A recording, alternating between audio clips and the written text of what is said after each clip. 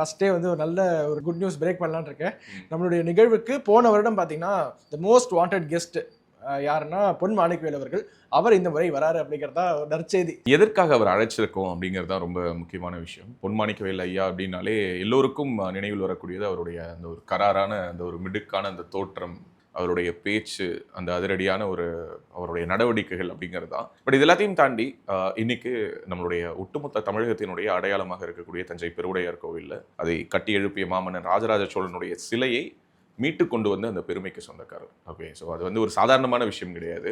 அந்த சிலை வந்து மீண்டு வந்தது அப்படிங்கிறது வந்து மீண்டும் சோழன் வந்து தஞ்சை புகுந்தான் அந்த அந்த நாள் அந்த சிலையை அவர் மீட்டு கொண்டு வந்ததாக இருக்கட்டும், அல்லது இது போன்ற சிலை கடத்தல்கள் தொடர்பாக அவர் எடுத்த முன்னெடுப்புகளாக இருக்கட்டும், இன்றைக்கும் பல சிலைகள் பத்திரமாக இருக்குதுன்னா அதுக்கு பின்னாடி அவருடைய பங்களிப்பு ரொம்ப முக்கியம். தொடர்ந்து அறநிலையத்துறையினுடைய அட்டூழியங்களை பற்றி அவர் விரிவாக விலாவாரியாக பொதுமக்களுக்கு புரியக்கூடிய வகையில் பேசிக் கொண்டிருக்கிறார். தமிழக அரசு என்ன நினைச்சதுன்னா அவரை வந்து கண்டினியூஸாக ஒரு what to say, I won't say dummy, பவர்ஃபுல்லாக லா அண்ட் ஆர்டரில் இல்லாமல் அவரை வெவ்வேறு இடங்களில் மாற்றல் செய்து கொண்டே இருந்தது. கடைசியாக அவர் சிலை கடத்தல் மற்றும் தடுப்பு பிரிவுக்கு வந்தார். அது அவங்க எல்லாரும் என்ன நினைச்சாங்கன்னா ஒரு டம்மி போஸ்டிங் அப்படின்னு நினைச்சாங்க. ஆனால் அவர் அங்கே வந்து எந்த இடத்தில் என்னை வேலைக்கு அமர்த்தினாலும் என்னுடைய வேலையின் மூலமாக நான் பொன்மாணிக்கவேல்னா யாருன்னு காட்டுவேன் அப்படின்னு சொல்லிட்டு அவர் சிறப்பாக செயல்பட்டதனுடைய விளைவு இன்று வரை அவர் சர்வீஸ்லேருந்து ரிட்டையர் ஆகி இத்தனை வருடங்கள் ஆனதற்கு பிறகும் கூட மக்கள் வந்து இன்னமும் பொன்மாணிக்கவேல்னா அந்த ஒரு மதிப்பும் மரியாதையும் வச்சிருக்காங்க. ஒவ்வொரு காக்கி சட்டையை போடக்கூடிய ஒவ்வொரு காவல் அதிகாரியும் தன்னுடைய மனதில் எடுத்துக்கொள்ள வேண்டிய ஒரு சத்தியபிரமாணம் அதுதான்.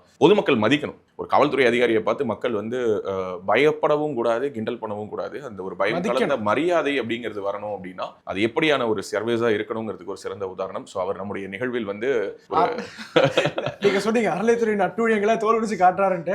அந்த தலைப்புல தான் நம்மளுடைய ஈவெண்ட்ல பேச போறாரு. அறநிலையத்துறையின் அட்டூழியங்கள் என்ற தலைப்புல அவர் வந்து பேச போறாரு. மிக முக்கியமான ஒரு வரலாற்று உரையாக அது இருக்க போகுது. அதனால அனைவரும் வந்து பொன்மாணிக்கவேல் அவர்களுடைய உரையை கேட்க முடியும். நம்ம வந்து மீண்டும் ஒரு முறை நாள் தேதி கிழமை சொல்லிட்டா பெட்டரா இருக்கும். ஒவ்வொரு தடவையும் சொல்லுவோம், ஒவ்வொருத்தவங்களை பத்தியும் சொல்லிட்டு சொல்லுவோம். ஸோ இன்றைக்கு ஈவெண்ட்னா வர வியாழக்கிழமை அன்னைக்கு, வர வியாழக்கிழமை அன்னைக்கு டிசம்பர் 25 காலை 8:30 மணி முதலே அரங்கம் உங்களுக்காக திறக்கப்பட்டிருக்கும். காலை 8:44 ஈவெண்ட் தொடங்கிடும். காலை 8:30 மணிக்கு ஆரம்பிச்சோம்னா மாலை 5 மணி வரை தொடர்ச்சியாக உங்களுக்கு பல முக்கியமான ஆளுமைகளுடைய மிகப்பெரிய பேருரைகள் அங்கே நிகழ்த்தப்பட இருக்குது சனாதன தமிழ் சங்கமத்தில்.